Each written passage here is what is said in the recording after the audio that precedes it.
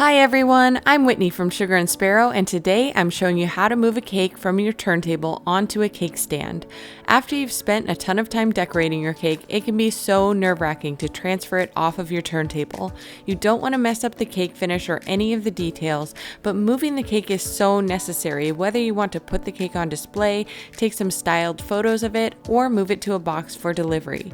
In hopes of saving you extra stress, here is the method I use for transferring all of my cakes once they're decorated. First, I start with a chilled cake. I always make sure that the cake is nice and chilled before attempting to move it.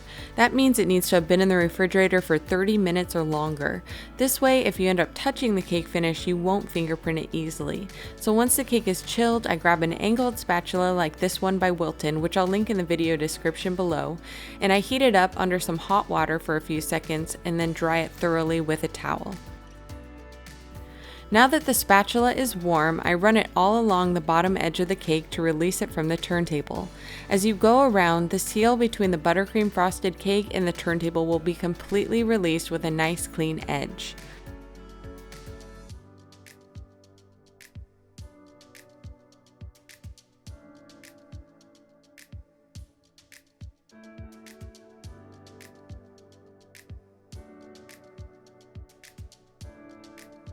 Once you've gone around the entire cake, work your spatula underneath and lift up one side. This next part might freak you out, but remember, this is why it's important that the cake is chilled completely before moving it from the turntable. With my spatula balancing one side of the cake, I slide my hands underneath the cake and slowly move the whole thing to the stand. It's essential that you have a cardboard cake circle underneath the cake for this to work, so if you've never used one of those before, be sure to watch my Cake Basics video on how to fill and stack a cake to see how to build a sturdy foundation for your layer cakes. I'll link that video below. I keep one edge of the cake lifted once it's on the stand and pivot the cake around where I want it. Then I slide my angled spatula back underneath and gently lower the cake edge before removing the spatula. Notice that I've got my finger covering the area above the spatula to prevent that buttercream finish from sliding off with the spatula. Now that the cake is on the stand, I like to slightly reheat my spatula using the hot water method shown previously in this video and run it all around the bottom edge of the cake to press in any areas that look flared out or imperfect from the transfer.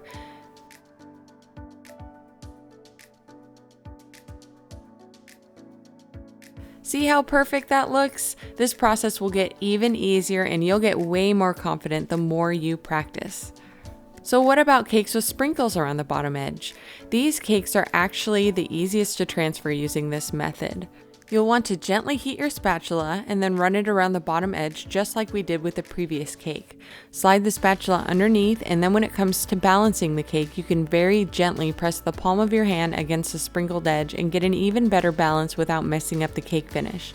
As long as the cake has been chilled, the sprinkled part of the cake finish should be extra firm and sturdy with all of the sprinkles staying put. That makes for a super easy transfer to a cake stand. And there you have it! All my best tips for moving your cake onto a stand, all while keeping it looking picture perfect.